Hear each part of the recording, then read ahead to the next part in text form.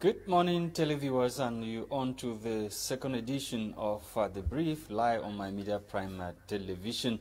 This very beautiful Tuesday morning in the economic capital, Douala. It rained last night, and the places or the environment is fresh, and we are here, ladies and gentlemen, to read to you some of the striking headlines, as well as dig several layers beneath those headlines that are making news in the papers today.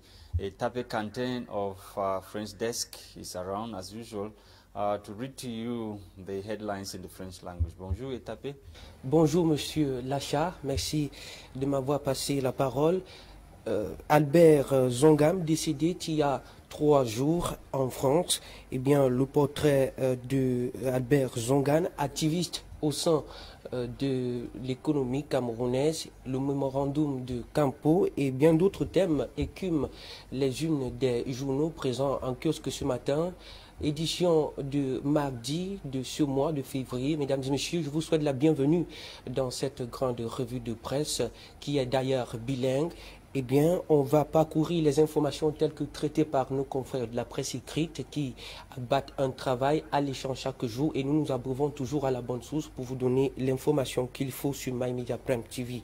Ouvrons avec le quotidien privé, l'économie, qui, dans sa livraison d'aujourd'hui, s'intéresse à Bernard Djongan, décédé il y a 2 jours à l'âge de 66 ans, dimanche dernier, en France. En page 3, le journal revient sur la vie et œuvre du défenseur du monde rural qui s'est éteint.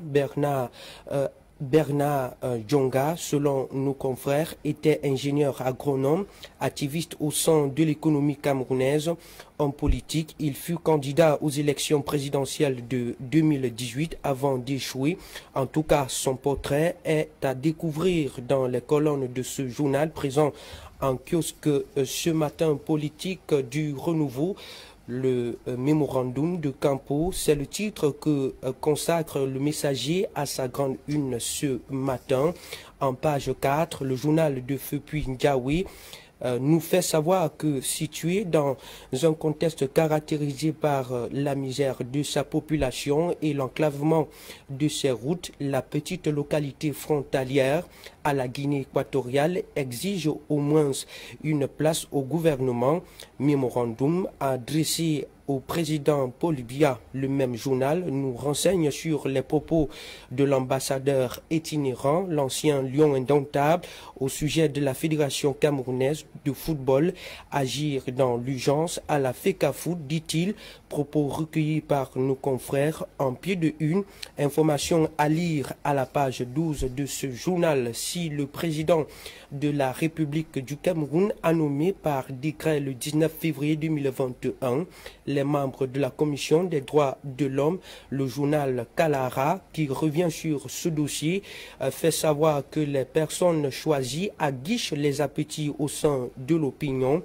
Dans la livraison de ce matin, en pages 6 et 7, l'hebdomadaire de Christophe Biocono souligne qu'au-delà des femmes qui sont marginalisées, certaines coopérations sont ignorées et réfugiées des fonctionnaires retraités, selon le journal, qui ne part pas de 1000 mots pour signaler aussi la présence d'un repris de justice parmi les membres de la dite commission. En tout cas, Paul Biya est appelé à revoir sa copie, dit le journal. Terminons avec le quotidien Mutation qui parle de la politique et titre RDPC, le congrès des batailles. Le journal nous invite à lire en sa page 9 ce matin l'affrontement de 2 camps au sujet de la tenue de ce conclave et du renouvellement des organes de base envisagés en mars. Selon le journal, le président national Paul Biya doit trancher fin et stop pour cette revue de presse en langue française. Place actuellement à la découverte de ces unes en langue de Shakespeare avec toi, Lasha. Merci ETAPE Quintein pour la revue de presse en langue française. Ladies and gentlemen, we've kickstarted this morning with the national bilingual daily Cameroon Tribune. Cameroon Tribune took interest in the audience at the Unity Palace yesterday. granted the French ambassador to Cameroon, Francois Guilou, who was at the Unity Palace. According to the paper, he was bearer of a sealed message from President Emmanuel Macron, who wrote to President Paul Biya certain issues regarding bilateral relationship between the two countries, top the agenda of the letter, the sealed letter that was handed to President Paul Biya by Francois Guilou at the Unity Palace yesterday. You can read the details of the tete-a-tete meeting with the Unity Palace tenant, President Paul Biya, and French ambassador to Cameroon, Guilou, in this edition of the National Bilingual Daily Cameroon Tribune on pages 2 and 3. And the paper also talks about vaccination against COVID-19. How ready is Cameroon? The paper is questioning this morning the choice of the vaccine, quality, quantity of the dose, the priority group, and financing mechanism, amongst other issues clarified yesterday by Public Health Minister in an exclusive interview granted to Cameroon Tribune.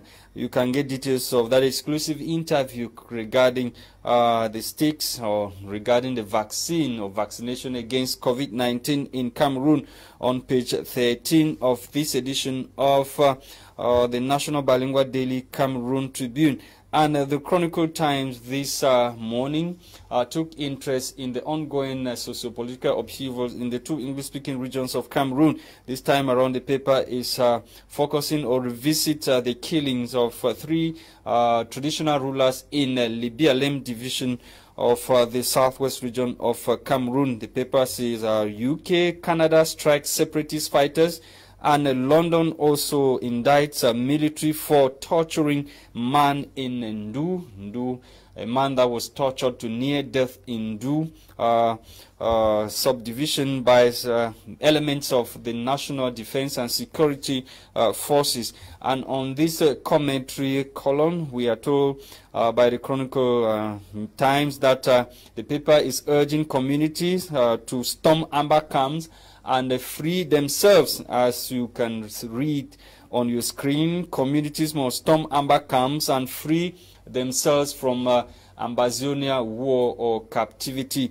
And the paper also revisits the recent meeting at the Star Building between the ambassador of the Japanese ambassador to Cameroon and the Prime Minister of Cameroon, Chief Dr. Joseph Diongute, where the Japanese government offered 1.5 billion francs CFA for the reconstruction and development of the northwest and southwest region of the country, as reviewed by the paper. The paper, in this caption, Japan pumps in new blood. The new blood is the reconstruction, the 1.5 billion francs CFA that was offered by the Japanese government for the reconstruction of the northwest and southwest regions of Cameroon. Let's leave the Chronicle Times. We are with the Lone English Daily. The Guardian Post this morning, of course, is also talking about the Anglophone crisis, this time around relaying the recent outing of Dr. Christopher Formunin, urging Biden's administration to take urgent action on crisis in the northwest and southwest regions of Cameroon.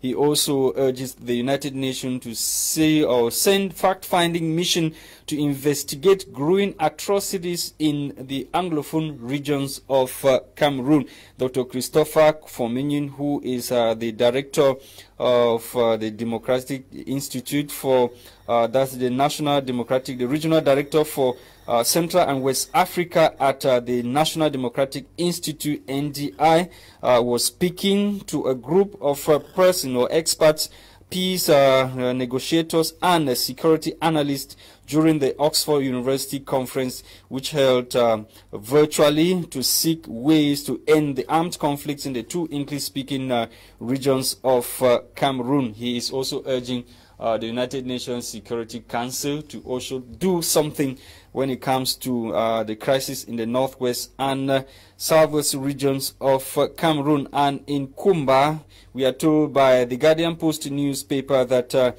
COVID-19 vaccination scare stampede leaves 3 students injured. At least 3 students, according to the paper, in Kumba, Meme division of the Southwest region, are under medical observation after being injured February 19. That's Friday, January 19. It's supposed to be February 19.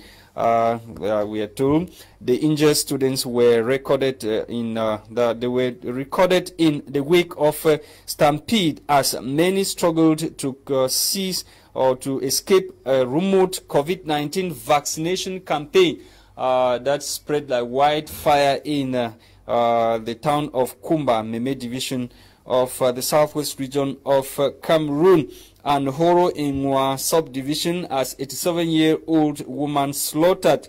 According to the paper, an uneasy calm or atmosphere has reigned in Nwa, or has returned to Nwa, in that's Nwa subdivision of Ndonga Mountain Division, Northwest region of Cameroon, following the killing of a woman, Waje Rebecca, 87, Sunday, February 21, 2021, in that part of the country.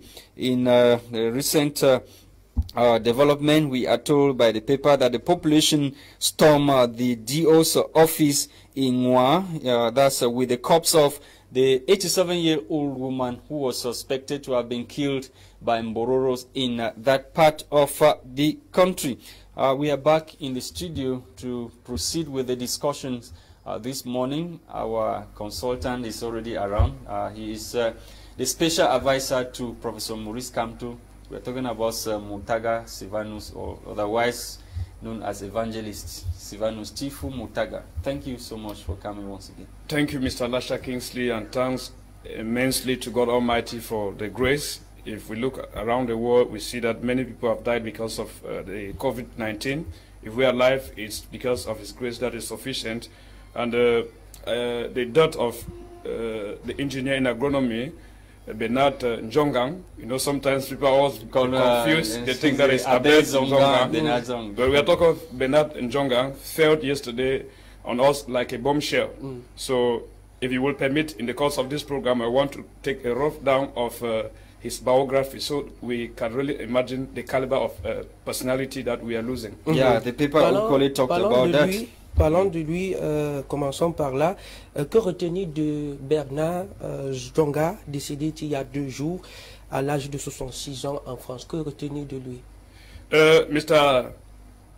Tape, if you have to permit, let me go down through a paper that was written, maybe that's 2003, about Bernard Njonga.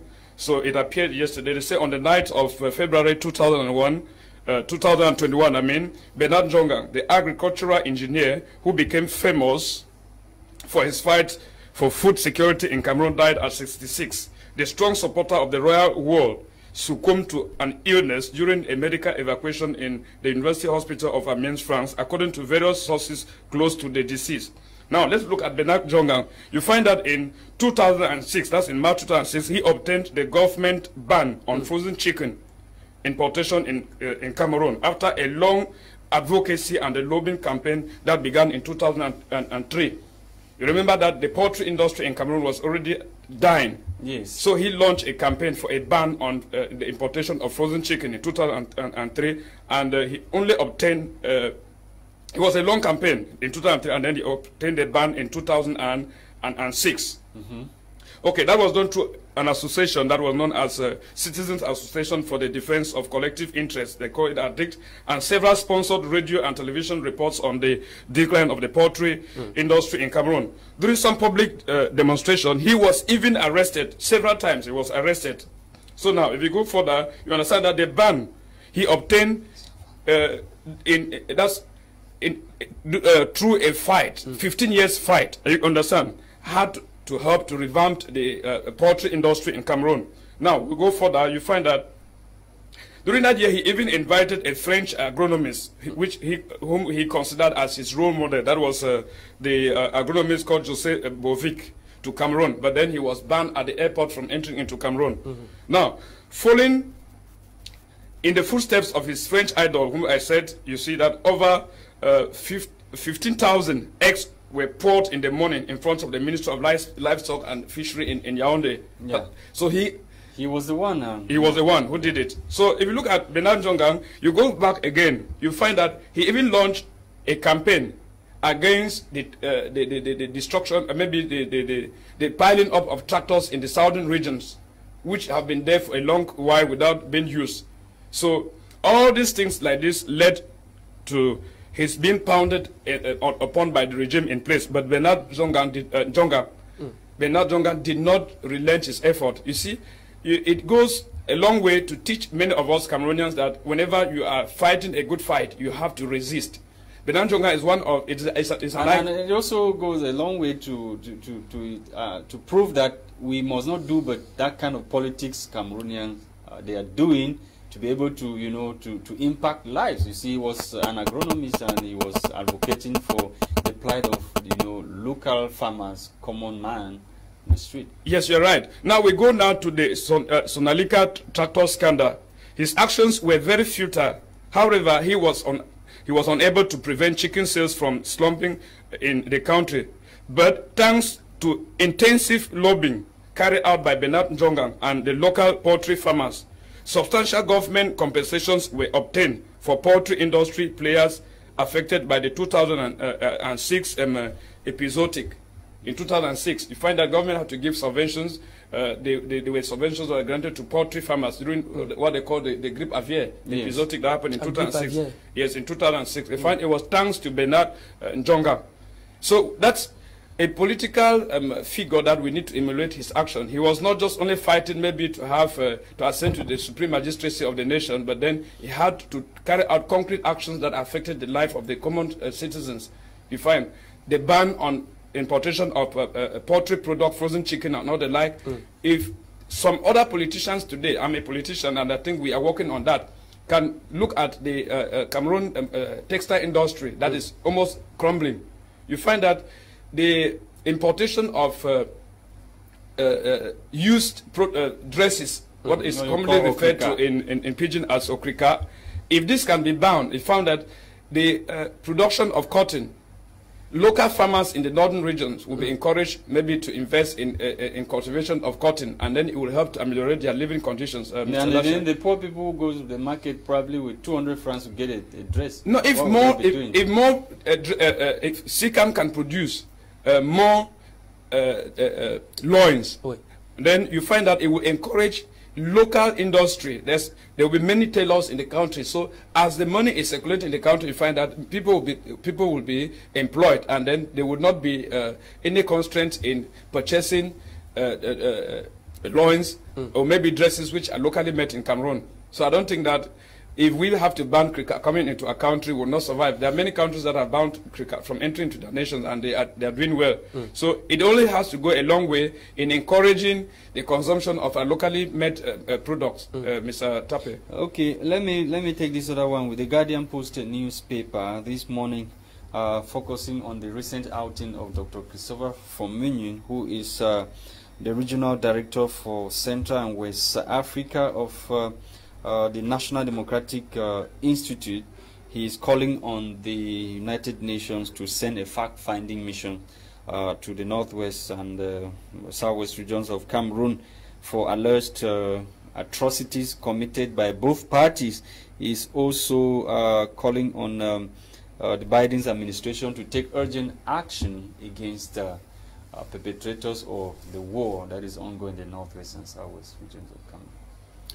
Mr. Lasha, I remember that one time, I think it was Franklin Roosevelt, the President of the United States, he said, if a free nation cannot save the many that are perishing, it cannot protect the few that are rich. We are talking of the northwest and southwest region. By virtue of history, I think we share the same colonial masters. The British colonized the United States of America just like the same British people colonized the southern Cameroon, which is referred to as the northwest and southwest region. And if you want to go in line with that slogan, you find that America has interest to protect a people that is being oppressed. Remember the Anglophone crisis packed out in 2016 amidst marginalization that was being decried. by most Anglophone elites, but then the government gave deaf ears. We are talking of a crisis that is about 5 years old today, and the people are dying day in, day out. I don't think the United States would have to remain indifferent to that. Sometimes when fightings have been happening in a home and we expect that the father of the house should stop the fight, and then we see that it is breaking bounds, it's above the capacity or the strength of that father to handle, I think neighbors will obviously come in to intervene to see what exactly concretely should the Biden's administration be thinking of doing. We know that most of the people who are promoting this violence are being harbored by America. What is the kind of the content of Christopher's Mr. Lasha message? Yes, Mr. Lasha Kingsley, America has their policy of encouraging a people that is out for self-determination. If the people of the Northwest and Southwest region are determined for independence, which some of us, honestly speaking, we are Pan-Africanists, we think that we should be thinking of reuniting the whole of Africa rather than splitting Africa into factions. America has that exclusive right to encourage self-determination. So now, in as much as America would love to see Cameroon remain one as united, but America will not have to infringe that right to self-determination. So they may come in and they try to see call the two parties at the table of dialogue. That is the only thing America can do now, because we find that the Biya regime has categorically refused dialogue, negotiations, because we are going past through the period of dialogue and all the like. Now like this, the separatists have gone extremes and they don't want to hear anything. So I think it's high time the American government pressurize the Cameroon regime, that of Mr. Biya, maybe to go into negotiations with the separatist leaders and see how we can put an end to this crisis that has held the whole nation hostage. I think that is the very first thing. Economic sanctions may come from the United States of America. Remember the AGOA. Yes. Last time they had to say they threatened. But that is insignificant. It's insignificant. You have military aid. You have military aid. America has been a strong military partner to Cameroon. They have military aid that they have been doing. You have held aid that have been coming from the United States to Cameroon. So if you have to go in all this, you find that America has all what it takes to freeze or to milk Cameroon dry if they are really bent on doing. Our only fear is that the Macron government, which is playing hanky-panky, shouldn't go behind and do certain negotiations. You remember during the Vietnamese War of Independence. And this outing of Christopher Fomino is coming just at the time when the French ambassador was at the Unity Palace. We don't with a sealed envelope. We don't know exactly what Christophe Guéhou has come to do in Yaoundé. Perhaps he has seen that America might be coming in strongly to intervene in the war in the Northwest and Southwest region. So French, being so smart as they are, they may want to pressurize Mr. Biya to maybe see how he can go a mile further to putting an end to the crisis in Northwest and Southwest region, so that America shouldn't take the glory or shouldn't intervene, and then maybe the war comes to an end, and then you see they begin to hail America for that. Okay. Quentin, we are gradually coming to the end of the program. We have less than 30 seconds. Je voudrais lui poser une dernière question. On a appris ce matin que la localité de Campo est abandonnée par sa misère, l'enclavement de ses voies de communication. Est-ce que cette localité située à la frontière Cameroun-Guinée équatoriale serait-elle abandonnée? Je ne pense pas que le Cameroun est dans... Le Cameroun peut même être prêt d'abandonner 1 centime de son territoire. Ils peuvent arriver à ce que je pense que cet endroit, pour ne pas avoir des activités économiques, parce que vous savez, les expatriés, les multinationalistes qui viennent au Cameroun viennent souvent pour investir. Mais je pense que le gouvernement doit prendre les mesures pour créer peut-être des zones industrielles dans la localité de Campo pour laisser à ce que les citoyens de cette partie de notre pays ne pensent pas être abandonnés.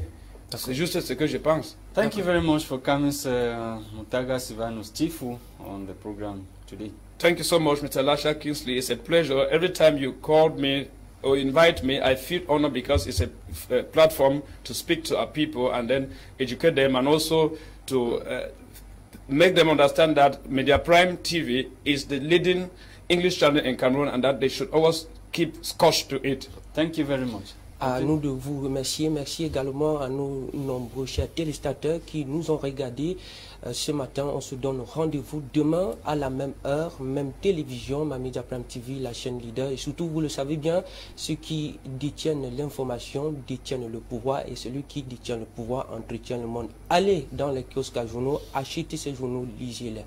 Thank you. The program was produced by TEBONG, CHRISTAIN. For presentation, we've been ETAPE, QUINTEIN, and myself, Lasha.